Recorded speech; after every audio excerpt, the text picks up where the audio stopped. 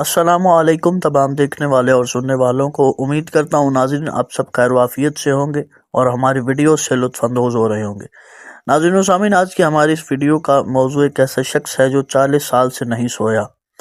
کیا ایسا ممکن ہے؟ کیا سائنس اس بات کو تسلیم کرتی ہے اور فطرت اس بات کو مانتی ہے کہ ایک شخص 40 سال تک نہ سو سکے؟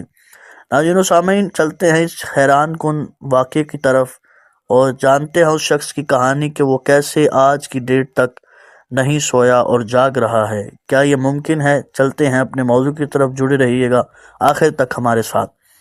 ذرا تصور کریں کہ اگر آپ 40 سال تک ایک لمحے کے لیے بھی نہ سوئے، نہ دن میں جھپکی نہ رات میں آرام، کوئی انسان ایسا برداشت کر سکتا ہے؟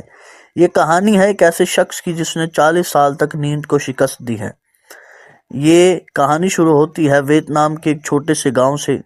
سال تھا 1973، جنگ ختم ہو چکی تھی۔ ایک کسان جس کا نام تھا تھائی نیگوک ایک دن بخار میں مبتلا ہوا۔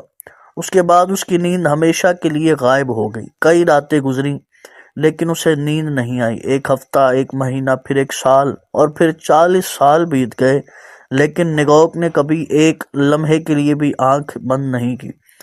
سائنس کے مطابق انسان اگر 72 گھنٹے نہ سوئے تو دماغ دھندلا جاتا ہے، یادداشت متاثر ہوتی ہے اور انسان ہیلوکینیشنز دیکھنے لگتا ہے۔ مگر حیرت کی بات یہ تھی کہ تھائی نیگوک بالکل نارمل زندگی گزار رہا تھا۔ وہ روز کھیتوں میں کام بھی کرتا تھا، گھر کی دیکھ بھال بھی کرتا تھا اور کبھی بیمار نہیں ہوا۔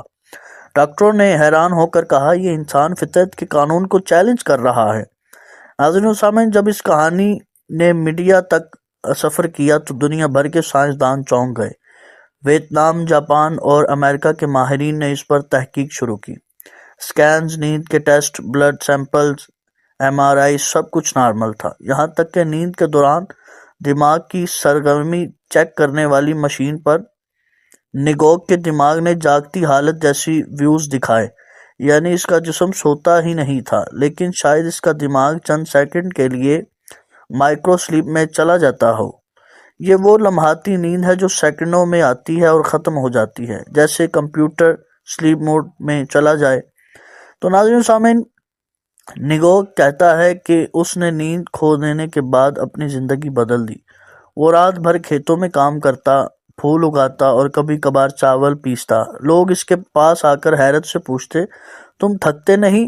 اور وہ مسکرا کر کہتا کہ میں تھکتا ہوں لیکن میرا جسم سونا بھول گیا ہے۔ یہ الفاظ سن کر ڈاکٹروں کے پاس